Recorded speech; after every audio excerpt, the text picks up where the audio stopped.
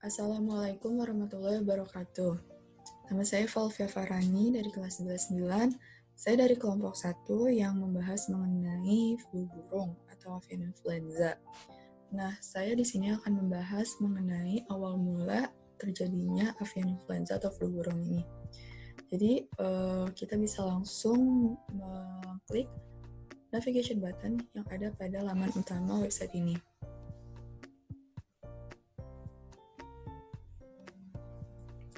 Maka akan muncul tampilan yang berisi materi mengenai awal mula terjadinya avian influenza. Nah, secara singkatnya, avian influenza ini pertama kali diidentifikasi pada tahun 1878 di Italia bagian utara oleh seseorang yang bernama Peroncito. Nah, awalnya si avian influenza ini disangka sebagai kolera unggas yang disebut sebagai foul plague.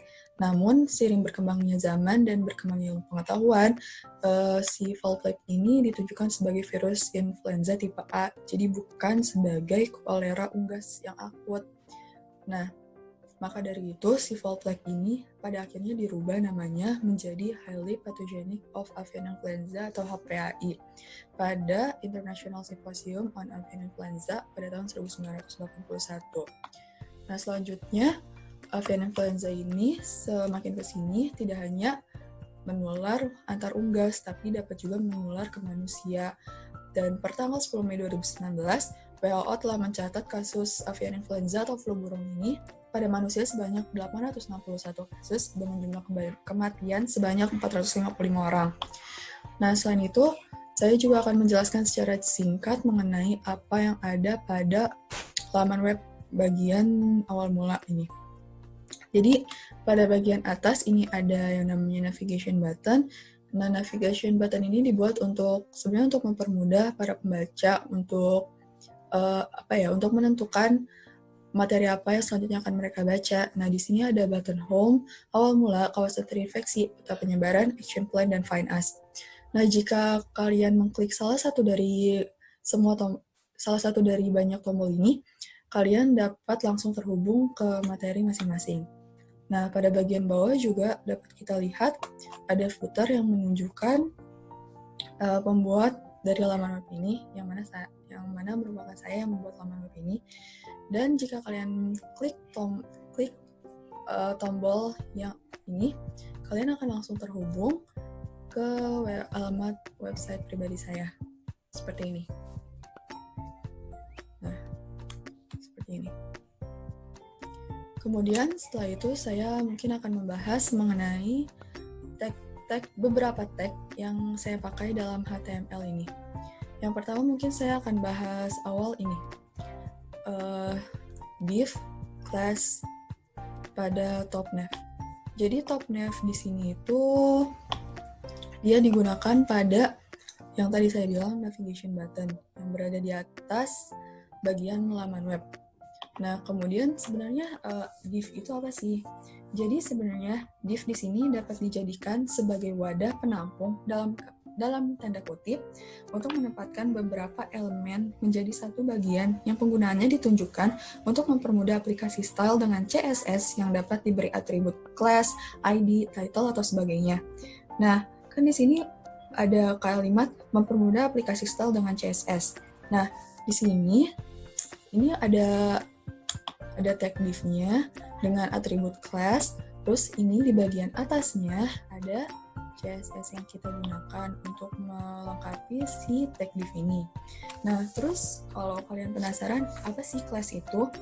Jadi class ini bisa dibilang sebagai penanda pada HTML. Maksudnya penanda ini yaitu untuk menandakan elemen-elemen HTML. Nah, terus untuk apa sih diberi tanda? Cara mudahnya gini. Misalnya kalian punya 5 kotak yang berwarna merah. Nah, kalian tuh pengen salah satunya itu diganti misalnya warnanya jadi warna biru. Nah, kalian bisa ganti salah satu kotak itu menjadi warna biru dengan bantuan si class ini tanpa kalian harus merubah yang lainnya, tanpa harus mempengaruhi yang kotak-kotak lainnya. Nah, di sini bisa kita lihat kalau class itu diawali dengan tanda titik. Nah, kan tadi sudah diberitahu bahwa div itu dihubungkan pada CSS. Nah, di sini CSS-nya ada untuk top nav dan ada untuk top nav A. Apa sih bedanya? Kalau untuk top nav yang ini, dia itu untuk secara keseluruhannya, jadi tidak berfokus pada salah satu bagian. Nah, sedangkan untuk top nav A yang ini, dia itu fokus untuk memberikan perubahan pada bagian-bagian di div class ini yang memiliki tag A juga, seperti ini.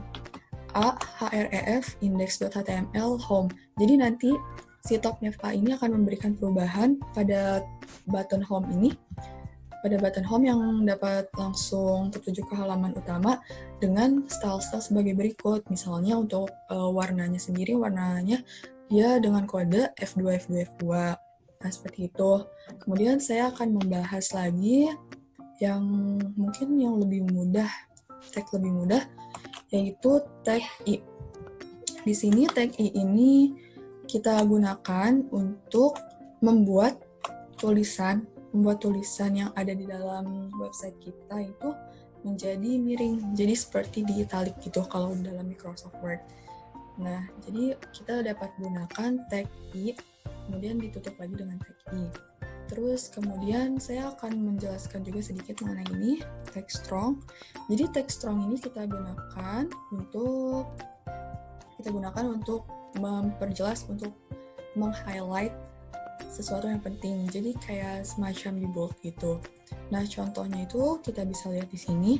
Kan di sebagian sini kita italic bagian comparative immunology, microbiology, and infectious disease. Nah, sedangkan yang di strong ini bagian sources. Nah, mari kita lihat pada implementasinya. Nah, seperti yang telah tadi ditunjukkan pada HTML, nah, yang miring itu bagian comparative immunology, microbiology, and infectious disease. Nah, terbukti bahwa pada tampilan web ini, dia di italic. Kemudian untuk bagian sources pun dia di bold, untuk menunjukkan bagian yang penting.